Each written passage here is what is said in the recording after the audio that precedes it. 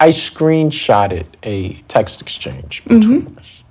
She asked me a question, and if you look at the time, let's say it was 3:01, and then she texts right after that, 3:02. Why aren't you answering me?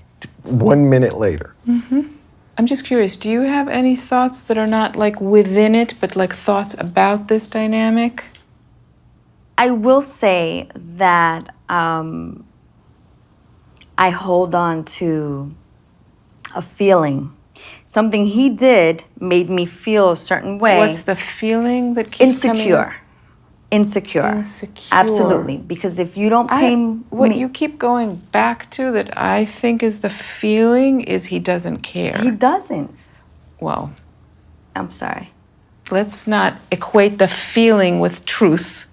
The feeling that you keep going back to ultimately is he doesn't care. Correct. Right? So that kind of colors everything. He's busy equals he doesn't care. He doesn't go to the gym equals he doesn't care. Right? There's a deep-seated he doesn't care. Now, I want to hear more. We just touched a little bit on your history. But for sure, what you've described is a lot of no one cared. Right? And a lot of loneliness and a lot of doing it on your own. Right? Oh, you're taking a deep breath. I'm sorry, I'm going right in there.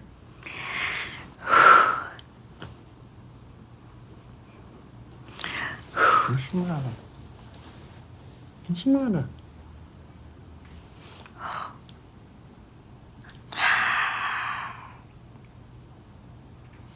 Interesting.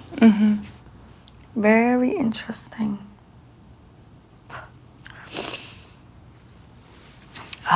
Do I have raccoon eyes? No? No. Okay. I think from a very early age, that was pretty much the narrative.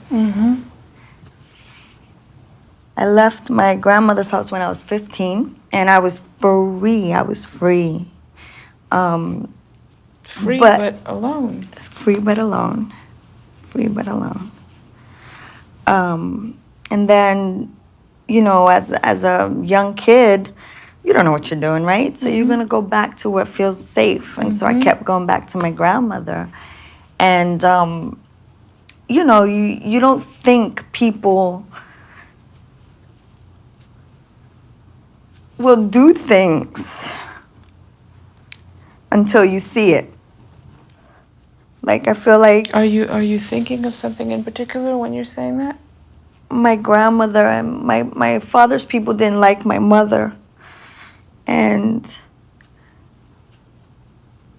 the cops were looking for my mother. I knew where my mother was. I had come in and they were in the back, my grandmother and my aunt, and they were plotting because the detectives were coming looking for my mother at my grandmother's house. And they were gonna say that I told where my mother was and the cops took my mother. My mother went to jail thinking that I told on her. And I heard them say that. Like, why would you do that? Why would you do that? That was a major double betrayal. Yeah. Yeah. But, shame on me because I gave the benefit of the doubt and I should have known better. And I think... Can I just pause for a second? How are you feeling listening to this? Is messed up, man. That's a world of hurt. A world of hurt. Yeah. A world of hurt. Yeah. But to bring it specifically into this dynamic that the two of you are here with, the shadow of that kind of, you can find it sketched into your relationship, right? Because you go towards, with Deshawn, you go towards what comes up for you repeatedly, what pops up like a hologram is this feeling of aloneness, of nobody cares. It's interesting. It's frustrating for me, though. Because you're dealing with history. You're not only Yeah. dealing with here and now. Yeah. I mean, this kind of loneliness that you're describing, I mean, you can't make it all better. Now, what I'm noticing is that it seems we just saw it's Elaine with her history that we're just finding out. Those are the critical issues between both of them. And something I picked up on that I've seen and now I saw it again is it looks like whenever the therapist, Honora, says anything that makes sense, I see that Elaine will just respond with interesting. Like when she says that, that's when it hits her. Like, wow, this kind of makes sense what you just brought up. She mentioned the whole thing with the grandparents. It was on her father's side and they were plotting against the mom. And yes, she was 15. She's a teenager. We've all been teenagers, okay? We don't know what's going on. And depending on your personality and how your upbringing is, you could be very impressionable. Because she mentioned she looks back and just hates the fact that she gave them the benefit of the doubt. And why? Because your family is supposed to be a group of trusted people that you can always depend on. But when you find out something like this is going on, it's horrible. And by the way, I caught something with Deshawn when Honora asked Deshawn, hey, what do you think about this? With the plotting, what happened? I feel that he was going to say the F word, but he changed it to messed up. So I kind of caught that. I don't know, Jay, if you saw that too. But it just, what I'm noticing from this relationship again, it's a lot on Elaine. And she hasn't dealt with these issues, obviously, because she's here now. It seems, and just like Honora said at the end, with Deshawn, you are up against her history and with family.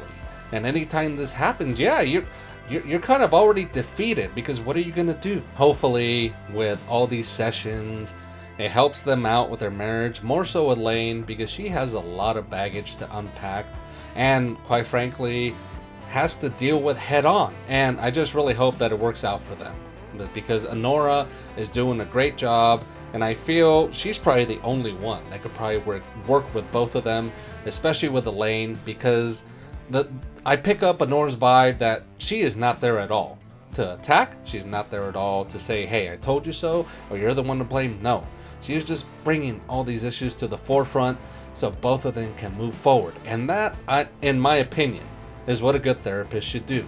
Put them both on the path to be able to work things out between the two of them. And I feel Nora's doing a great job. I wish the best for them. Yeah, so when I see Elaine here, and I see like she's almost kind of blaming Deshawn, like, oh, I do this, he doesn't care if he doesn't react in the way that she wants him to. My thing was, like, just looking at the whole clip, she needs to be in individual counseling as well as couples counseling, just to deal with all the issues that she seems to be not dealing with as a child and is coming out in a relationship. So I like how the therapist does point out certain things, and she's not attacking at all, just like trying to make her open her eyes and give her that aha moment. So I do like when it seems like the light bulb is going off for Elaine, where it's like, oh, me going through this is affecting our relationship in this way. So I do like how it's starting to click for her. But when Deshawn, when he said it was messed up, for me, I took it as he doesn't know what to say, just because it's like she's never shared this with him before. And I'm more like, I wouldn't know what to say either, because, okay, I would try to comfort you, but it's like, when you go through something like that, how can you react? I hope they can work it out and she gets to a place where she's not thinking he's not caring for her or everything he does is not his fault. I hope she realized, like, he's only dealing with it best as he can based on the information he is given. Because I don't like how she always, like in this clip where she sent him a text message and then sent him a minute later. I'm like, give him a chance to respond. You don't know what he's doing. Because, like, I think we had like a previous clip where she'll call him and then call him and then call him again. He doesn't pick up because he's at work, and she acting like he ain't got no job. So it's stuff like that. I hope during the couples counseling she gets some individual counseling as well if she can afford it, because I feel both of those will work best for them.